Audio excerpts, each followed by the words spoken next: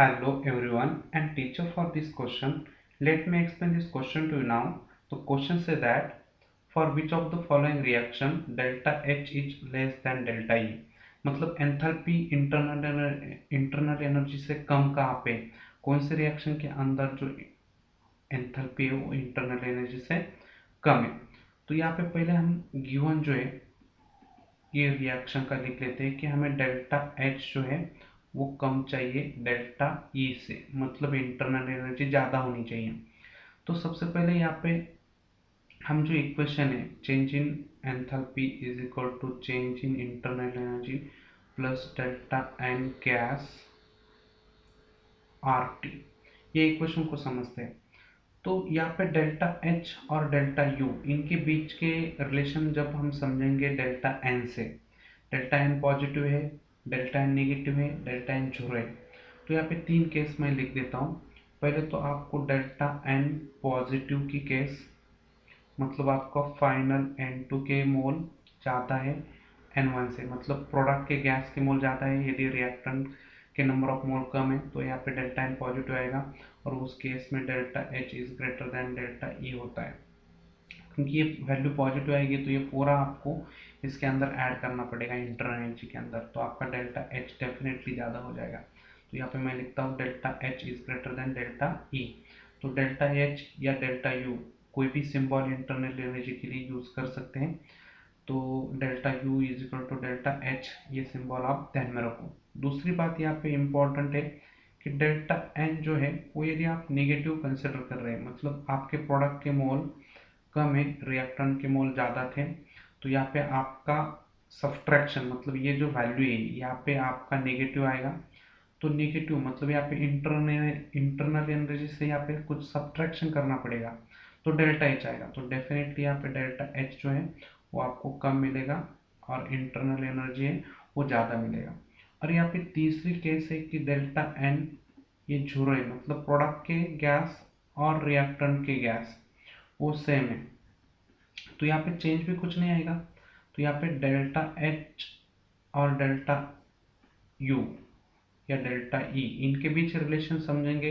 तो यहाँ delta N zero है तो आर टी मल्टीप्लाई हो जाएगा, तो ये पूरी टर्म जीरो हो जाएगी।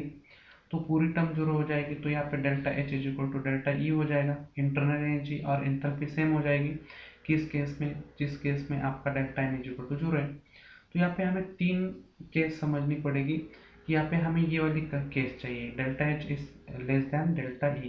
तो ये वाले केस कहाँ पे है, तो हमें डेल्टा एन नेगेटिव आना है। तो मैं हर रिएक्शन में डेल्टा एन कैलकुलेट करके देता हूँ। ये जो पहली वाली रिएक्शन है यहाँ पे आपको डेल्टा एन, तो यहाँ पे आपका डेल्टा एन गैस, तो N two minus N one. तो प्रोडक्ट में गैस कौन कौन है, पहले तो 6 मोल माइनस रिएक्टेंट में गैस कौन कौन है 6, तो यहाँ पे आपका डेल्टा एन आएगा जीरो। तो डेल्टा एन जीरो आएगा तो डेल्टा एच, पहले में delta H is equal to delta E हो जाएगा। दूसरी रिएक्शन, अभी दूसरे के अंदर है आपका डेल्टा एन गैस, तो एन टू 2 मोल है, एन वन कितने मोल है, एसओ टू गैस है 2 मोल प्लस वन, तो यहाँ पे 3 हो जाएगा।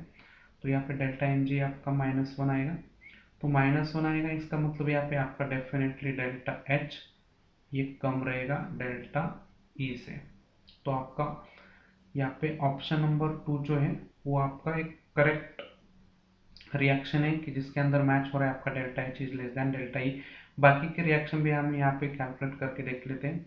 डेल्टा एन जी यहाँ पे आपके फाइनल मोल 2 है, इनिशियल मोल आपका 1 है, तो यहाँ पे आपका प्लस आएगा तो डेल्टा एच डेफिनेटली ज़्यादा आएगा डेल्टा ई से। और फोर्थ है हमारे पास डेल्टा एन जी, तो ये हो जाएगा आपका 2 - 2, यहाँ पे जीरो हो जाएगा तो delta H is equal to delta U हो जाएगा। तो बिल्कुल यहाँ पे ये तो बिल्कुल कट गया है, ये तो ऑप्शन नहीं है। और यहाँ पे भी आप देख सकते हैं ये भी ऑप्शन बिल्कुल नहीं है, डेल्टा एन की वैल्यू जीरो है और यहाँ पे आपकी डेल्टा एन की वैल्यू पॉजिटिव है, तो यहाँ पे भी ऑप्शन नहीं आएगा। तो हमारा जो करेक्ट आंसर है, करेक्ट आंसर आ रहा है हमारा ऑप्शन नंबर 2 के अंदर। तो यहाँ पे option number 2 is the correct answer. तो यहाँ पे मैं लिख के देता हूँ आपको कि फैन delta N is equal to negative, then delta H is equal to delta U minus delta N R T हो जाएगा। तो यहाँ पे माइनस हो जाएगा, तो यहाँ पे ये सब्ट्रैक्ट करना पड़ेगा ये इंटरनल एनर्जी से। तो आपका यहाँ पे डेल्टा एच ये डेफिनेटली कम हो जाएगा और डेल्टा यू ज़्यादा रहेगा। तो यहाँ पे option number 2 is correct answer. I have to understand the explanation. Thank you.